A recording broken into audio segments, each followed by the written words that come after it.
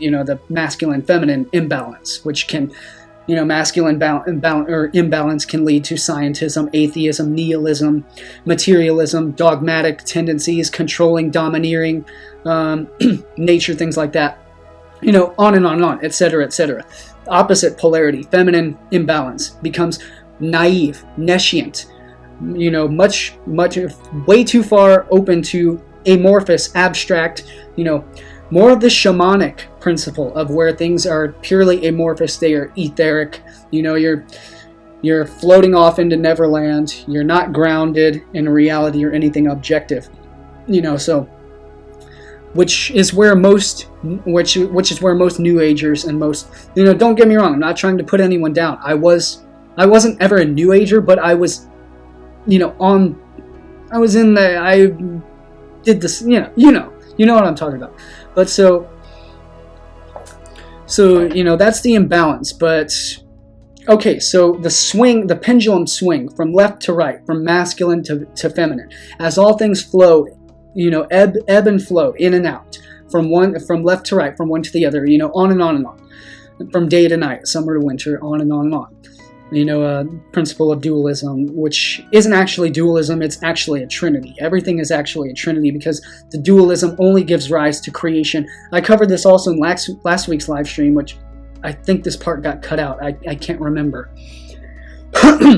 But that's what the trinity is, the triangulation. You have the two spheres, and we're covering this in Symbols of Power Part 4, the full film. So you're going to get a full dose of that on a much deeper level. But so the two spheres of creation come together, they intersect, they converge. So this is why conflict is essential. There can be no progress without conflict, without confrontation. Everyone's so afraid of being abrasive, of being, and I'm not that way on my channel, but I am that way on social media because, we're not speaking face to face. If we were speaking face to face, it would be different because I would actually have time and energy and the consideration to be able to actually explain things in a way to where I'm not coming across as offensive, and mainly to where I can actually see your face, so I know you're not a sock puppet account, and to where I know you're not basically a government agent. Or I don't even want to bring that up because too many people are going far too off into the government agent, type stuff. But yeah, so the imbalance, the left brain imbalance, the left and right hemispheres, the polarities. You have your mind blown into such a much greater reality that you start to, you float away in the clouds. You fly away with Peter Pan into Neverland. He comes and abducts you like he does, like he, you run away with your imagination. Literally, it takes you away. It rapes you, which rape comes from raptus, rapture, raptor, meaning to carry off, and to carry off, which also means ecstasy. Interesting how there's always this very fine, and I am covering this in, what presentation am I covering this in? I covered it in something, somewhere along the way, but I want to do it, I want to do a full series specifically about etymology, word of the day. Something small that I can try to no avail, basically, to squeeze things, to condense things down into something very short, concise, that's it, we're done here. But I can't ever do that, can I? Why? Because things just, that's not how nature is. It's not how the universe works. It doesn't work in just like, here's a start, here's a finish, we're done. No, especially with linguistics. Linguistics, like all things, are dendritic in nature. It's dendritic. Look behind me. These are dendrites. I love this background, by the way. I'm going to get something a lot more set up to where it jumps out at you, and it provides a whole, different feel to the streams. That will be cool. So yeah, this is behind me. You're looking at the brain. You're looking at the electrical neurons. So that's the way linguistics works. Linguistic trees. Let me show you I was going to put this up behind me to make my streams more professional. But this was a brilliant artwork. I forget who did the art. Minna Sundberg did this beautiful linguistic, let me see if I can get this out of the way so I can show you. Did this beautiful linguistic tree of languages. This beautiful artwork of the linguistic tree. And let me try and get it to where you can get a good glimpse of it. I've shared it on Facebook. It's a brilliant. So I loved it so much that I actually ordered the poster. And was going to put it up behind me because it's so cool. And if I want to, I can, sort of just point to it and refer to certain routes along the way. But yeah, so I'm getting off track. I forget where I was going. So when you first awaken to new information, the learning curve, the bell curve, is slanted such that the people who are the most teachable are the ones who are more open to accepting new information because of the fact that they actually don't know as much. And this gets back into psychology known as the Dunning-Kruger Effect, which I like to play on as a pun. I like to call it the Dunning-Kruger Effect. And I apply this a lot to what I call conspiratory or conspirifried. Falling into far too many untrue things that are disinformation, things that aren't true. They're very sensational. We want them to be true. I mean, trust me, believe me, I want these things to be true too, guys. I really do. It would be far more interesting, but unfortunately, reality doesn't conform to what we want it to be. It really doesn't. Reality is objective. It's not subjective. What we want it to be, what we speak it to be, is not what it actually is. That's just what we perceive it to be. That's our reality, yes, but that's not the collective aggregate reality. The aggregate reality, I mentioned this, am I rehash? See, I can go off into the same stuff I've always, already talked about, but I forget where, I went with that. But so, subjective and objective, truth versus conjecture, truth versus speculation, objectivity versus relativism. Relativism and, again, Mark Passio just covered all of this. I mean, I couldn't possibly cover it any better or any more in depth. But I have some different aspects and different allegories to add to that for, to give a better, or just a different understanding. So where was I going? Okay, subjective, objective, the flow, the ins and ebbs, the ebbs and flows of consciousness, of awakening. Where was I going specifically, though? I was going somewhere specifically. Yeah, this is why I do the presentations, is because I have to go through and edit all this stuff out so that it maintains a linear narrative, which is impossible, because in reality, nothing is actually linear. Everything is spherical. Spherical. So things, wormholes can be cut throughout all these different, and it's an intricate network, a web of connections. Everything is connected to a core central monad, to a core central point, a central source, a 0 point, which we could call a zygote, as the same sacred geometry. We'll get deeper into that in symbols in the new film. But where I was going, I'm trying to get to the point. I really am. I swear. Don't worry. I'm trying to get to the point.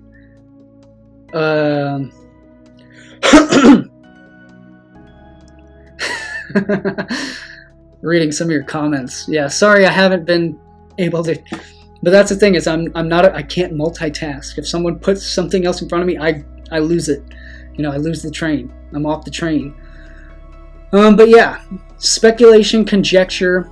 So I look at all of you, I'll look at your pages, and the thing is that what I call conspirifried or conspiratory, as in fun, in jest. I'm not actually being derogatory to anyone. See, this is where if I said this on the internet, everyone would, your ego! Your ego! Yeah. My ego is more of actually a sense of humor. If I could actually just speak to you, you'd understand. But so yeah, all that aside, is that the the reason why people fall into such sensationalism is because they don't have a close-knit community of really credible professionals in their personal sphere of influence. Why is my thing all screwed up here? Okay. They don't have people to hold their feet to the fire, to hold them accountable for what they say and what they do and what they think. That's why the scientific process is so important. And most of these sensational things don't employ the actual... Now, I'm not talking about scientism. Yes, we can expose the scientism about how, science can become a dogma in and of itself. No one has addressed that better their entire life's work than Rupert Sheldrake. Also, Mel Acheson for the Thunderbolts Project. Absolutely brilliant. Massively brilliant. And talking about exposing the inner workings of the scientific community.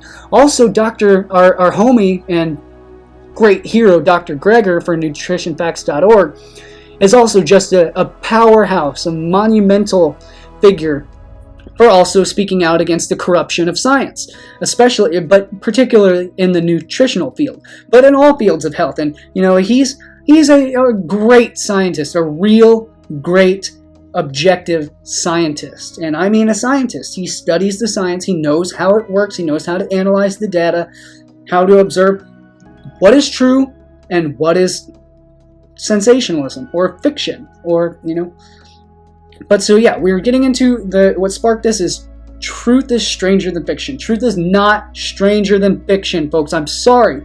I don't want to have to, we got to keep ourselves tethered to the ground, to reality, in objectivity. Not entirely in objectivity, but it's the core foundation. It is, you have to have your tree, your roots have to grow in the foundation of stone. You have to build your house upon the stone, upon the rock. If you build your house, a foundation upon the sand, it will fall, it will crumble, it will falter. It's a faulty house of cards. It will, it will crumble. So, has to be objective, has to be credible. That's why we need peer review, because the process, the scientific method is what science is. Science, the roots of science, sheer, also could be phonetically pronounced sire, as we covered earlier, as I showed you in my Nice Guys Finish Last presentation, it means to know. So the way we, it means, it could be likened to gnosis, which is experiential knowledge, knowledge through direct experience, whether that be internal, direct, whether it be a divine revelation, whether it be an epiphany, which occurs in the epiphysis, and the epiphysis, which is the pineal gland, and the hypophysis, which is the pituitary gland, which forms the hypothesis.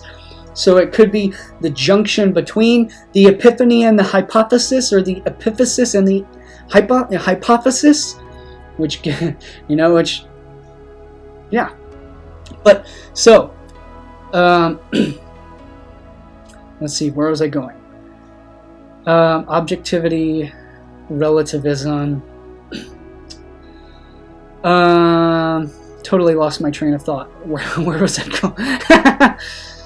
I do that so much. My tangents go off then. But so yeah, scientific process, scientific method.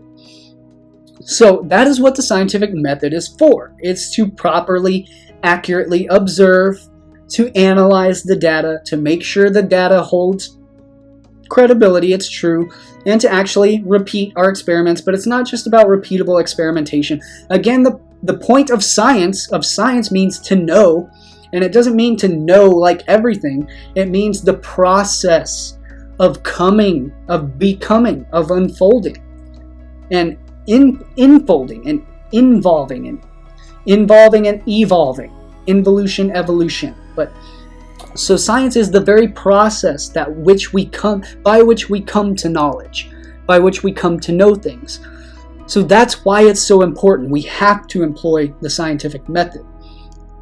And so yes, and that's why the scientism can stray from the actual scientific method into the realm of fantasy, of mathematics, of mythematics. Not just, we're not talking like simple vortex-based mathematics, which are actual just simple numerology, simple base number systems, sexagesimal system, or you could call it hexagesimal system, or base 9 systems, base 10 systems, whatever, what have you.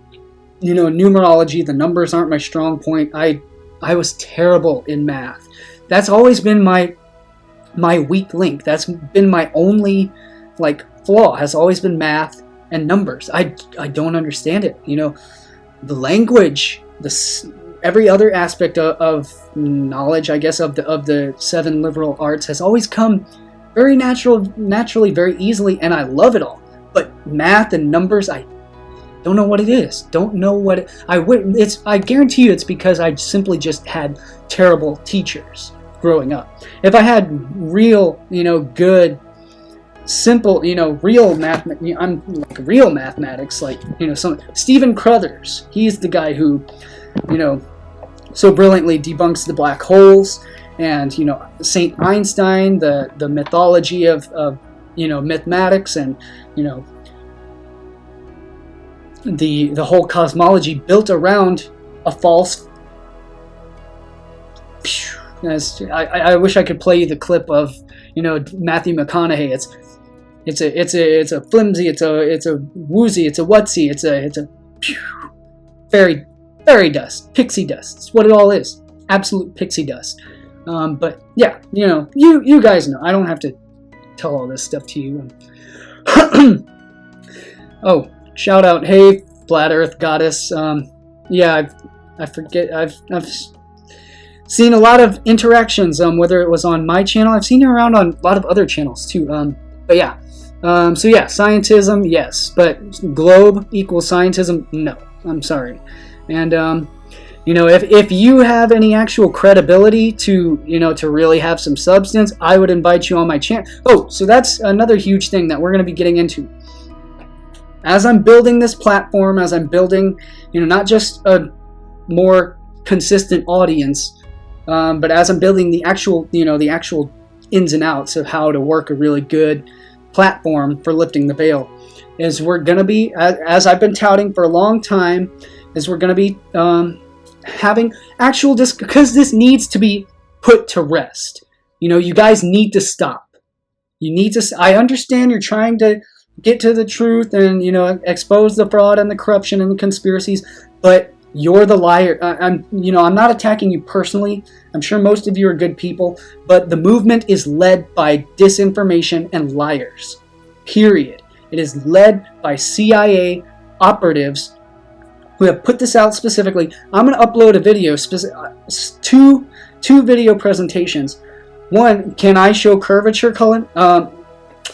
Yeah, I can show curvature. It's easy, but you're not going to listen. You're not going to see it. I mean, I'll show it to you right in front of your eyes. You won't understand. You don't have the actual skill set to understand it.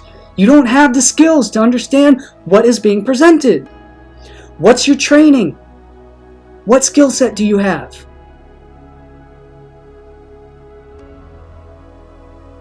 What's your profession? Do you have a background in actually being able to observe data and analyze data? The difference between you and I is because, or all of you guys, I mean, I'm not going to attack you guys personally, and we're not going to do ad hominem attacks and all that. So we're not going to, I'm a shill. Everyone knows I'm not a shill, I'm not a government agent. I'm sitting here in my I shouldn't say that. I gotta watch my language. I'm sitting here in my own room. You can look around me. Does it look like I'm getting paid by the government to feed you disinformation? No. The difference between me and a lot of other of you guys who are seeking the truth and all that stuff is that I actually have built up a community around myself of real professionals in all areas of science. A lot of my friends are actual physicists. A lot of my friends are actual pilots. A lot of my friends are actual geodetic surveyors professionally. Jesse I always mess up your last name. I'm sorry, bro. Kolowski? Is it Kolozowski? I'm sorry. I need to get that down. But yeah, Jesse Kolazowski. He's got a great channel on YouTube. He's a professional geodatic surveyor. He's got a great group on Facebook. If you guys want to join it and check it out, I highly recommend it. I'm going to be having Jesse and Wolfie from YouTube as well. Got a great channel. He's a professional pilot. He does actual experiments, actual real world, real life experiments. Guess what his recent experiment was?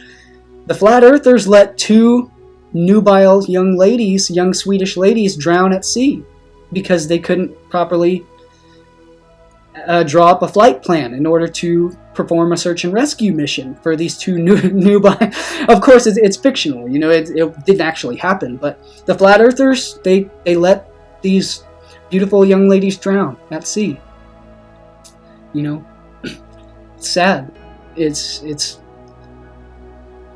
breaks my heart. Oh, but yeah, so, you know, so that's the difference, is that you have to hold your feet to the fire, you know. And so when I go to your pages and all of your channels and stuff like that, you don't have, you know, nobody's liking your posts. There's a few, like the guy, you know, the guy from the UK, I don't know his name or anything, who went on the, I forget what BBC show recently, a news show, and man, they made absolute fools of themselves. Absolute fools. What's my opinion of the Golden Dawn? Well, I won't go too far into that. But the Golden Dawn is incorporated into a lot of my presentations, mostly all of just the articles so far. I haven't put it out into the videos or the films yet, but we will get to that. But the Hermetic Order of the Golden Dawn, you know, I won't go specifically into that in and of itself, but I will use that piece. See, what I do with all of my stuff is these are puzzle pieces, and I put these puzzle pieces together to tell an archetypal story. That's what if I could summarize everything that I am and that I aspire to and that I inspire to and that I perspire to and that I respire to and that all of these spires of the spiral of the spirit that comes through me, which is going to be a should be a short linguistic video as well, as to the root etymology of that as well, is what drives me it's archetypal stories. I learn, and you know, I didn't always used to see things this way, but now that I have these core critical pieces, you know, that's what we all need, is to cultivate these crucial pieces in order to be able to put them together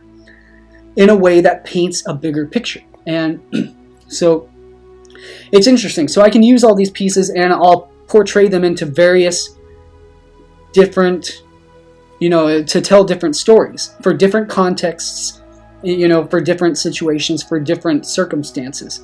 So yeah, that's that we'll say that for a different time. Good question though, as Dio Jazdif. Good question. But yeah, back to the flat Earth and the, you know. So I go to your guys' pages, and no one's commenting on your stuff, no one's liking your stuff, you hardly have any friends. I'm not putting you down or anything. I'm just speaking about what we can actually observe. I mean, I look on your pages. Could be that they're just sock puppet troll accounts, you know, could be, but these people are adamant, and it's their life, you know. It's basically because it's their religion, you know. The flat Earth comes from the Jesuit religious roots, who decided they wanted to destroy the ancient global spherical knowledge of advanced real science. The knowledge of circumnavigation of the globe, the knowledge of astronomy, the knowledge of astrology in itself, knowledge of actually, you know, again, seafaring, advanced seafaring skills to navigate accurately, to trade globally, these global trade routes. Why would the royal elites want to dumb people down in order to make them believe that the earth was flat? Why? Because they owned specific rights to these trade routes. Whoever had the knowledge to navigate in order to trade goods and services, like the trade routes of the spice routes to India from Europe to India, going across around Africa, in order to trade the spices. The spice is, what's the quote from Dune? The spice is, I forget. I forget off the top of my head, but the spice is life, or something like that, referring to, you know, the spice is the flavor of life. You know, I'm sorry. Sorry, I'm being stupid, but yeah. But so that's why. It's because these goods and services were so valuable that if you controlled the knowledge of the trade routes of the navigation of the earth, you could control the world. Not only that, but you could control the minds of the people who you govern, of the people who you rule over. The serfs, the people who did not know science, astronomy, mathematics, you know, all the areas of science, the studying of our reality itself. These people were cultivating, you know, nothing wrong with farmers, but these people were cultivating plants. They were working in the dirt, in the lowlands, while the elites live up in the highlands, on the heights of the sacred mountain, on the holy mountain of God, because they want to be closest to the point of connection with God. And so the hidden hand rules from above.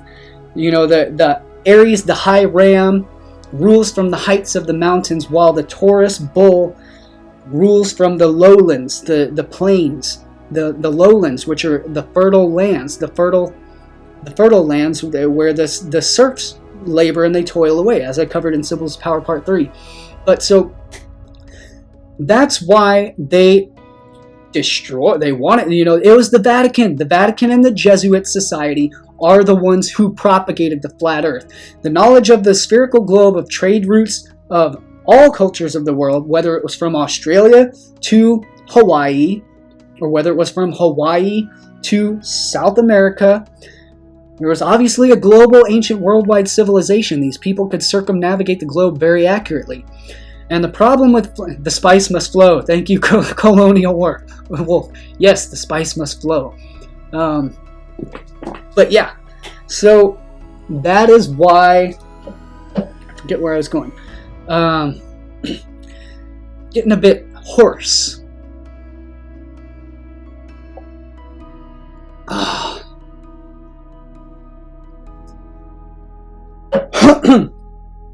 My voice gets a little hoarse after speaking for a long time. Never used to do that because I used to speak professionally. For interesting history, for those of you guys who don't know anything about me, I used to be a tour guide at Natural Bridge Caverns, which is here in the Hill Country in Texas, one of the largest caverns in North America. You know, it's pretty cool. You know, it's nothing like mind blowing. Largest caverns is Mammoth Caverns, but it's pretty interesting. You know, so I used to do the adventure tours, and I used to guide people spelunking. You know, we used to go hand and foot crawling. We used to do this little passage that was called the bear crawl, or the birth canal.